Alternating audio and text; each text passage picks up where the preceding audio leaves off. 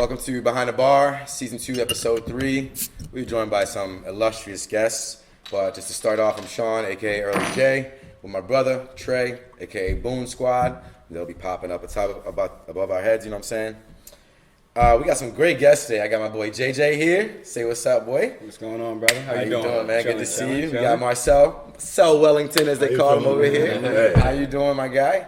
And then, of course, we got young Jimmy, a.k.a. Beans, in the building. How's life, man? Yeah. You good? Life is peaceful. I like that. Hey, man, I want to say thank you guys for coming on and taking the time. I know we got a big day ahead of us with the crawl and everything going on, but we got to get here, get some drinks in, get some stories in, get some good times in.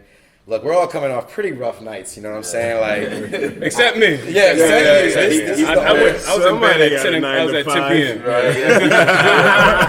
This is one wholesome nigga. Yeah. I got a routine. I got to be at the gym every morning. I feel like that's how I ended up kind of vibing with you in the first place, because you and Richie, were on that early gym grind. Yeah, so I seen him this morning. Right. When I see him, he hyped me up. I hype him up. That's what's Get up. it in. Let's get through this workout. Like I said in a note when I gave y'all the sweatsuits and shit, like, hey, it's been a pleasure getting to know you over the past a few months, almost a year now. Really. Yeah. Feel like almost longer. Yeah, it feels like a longer time, because like I said, just keeping it 100 and just always just Couldn't be a few months, could it? I really I didn't seen you in El Bufalo for at least 2 years straight, bro. I didn't met him at least since football season. To be honest, but not summertime.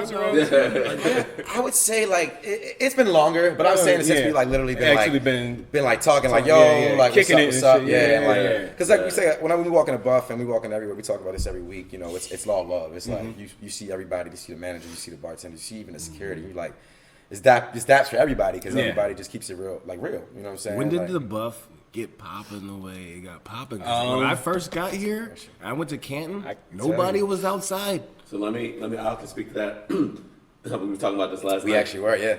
So back, it used to be called Coburn's, and it was a spot that had no upstairs, no kitchen, nothing. You could bring your own food in. Same place.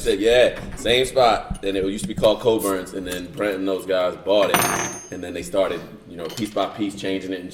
So it started evolving. But even after it changed to El Buff, it wasn't popping like this. Yeah. But it was a lot of industry people would come there, a lot of the people that work at the bars around there, and then once Tommy got so I think it's when it kind of it was a couple years ago. Yeah, a couple years after COVID. Yeah. Tommy was coming up on football season. Tommy the Viking, shout out. Yeah, that's Opie. Right? Yeah, that's Opie. Shout out Brent, I thought he was Darren, Either one. Yeah. But once football season's coming up, they was like, you know what? Let's try to make this a Sunday fun day spot for football. Mm-hmm. He was like, invite everybody, tell everybody this is where we're gonna be. Yeah. And then he started posting about it, word of mouth. The right people start showing up, and then that's when we started picking up. Once people started seeing, we ain't about to gloat us in there. It's the right people in there partying, not just us, other people around the city that get in there and have a good time. Mm-hmm. That's when word of mouth, and then everybody just gravitated to there, and then El Buff just took over from there. Yeah. It went from the Sundays to the Saturdays, and that was every Tuesday. Bar competition. I'm like, what you mean it's a competition? I gotta eat a home cooked meal once out of the week. God damn, I have an event every fucking night. A little bartender hit you. Hey, come out on Tuesday. It's Tuesday. I can't come out on Tuesday. I gotta work tomorrow. Right. Damn. And the way I know that they fucking up, let me see that. I'm gonna pull myself. Is that I just did my taxes, right? Mm-hmm. For this year and my expenses and all that shit. You saw how much money he spent at El Buffalo. Oh my god, my nigga. Hey. Oh my god. You ready? Ready? Yeah, ready. In dining alone last year, I spent $180,000. That is my.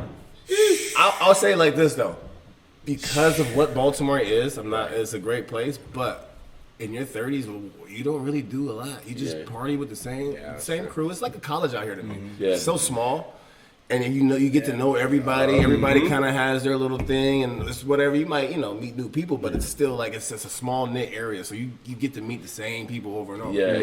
Yeah. So you go to the same bars, and my financial lady, she looks at my stuff. She's like, "Yo, Like, why are you eating out so much? Like, why are you eating $400 worth of food? What how hungry? Like, yo, this is just drinking. Yeah.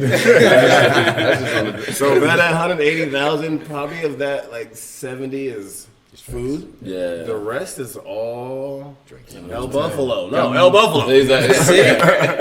It's a real sobering experience when you look at that shit. You're like, No pun intended. like, yeah, like I was like, man, and it's not nowhere near that, but I was like, it's definitely in the I've spent over 10,000. That's your hobby, though. Like It is, like, respectively, it's respectively, about the same numbers. Like, if you put it on a curve, like Pound for pound, they say. Pound for pound. Pound for pound, y'all spend the same amount. Like, But that is our go-to.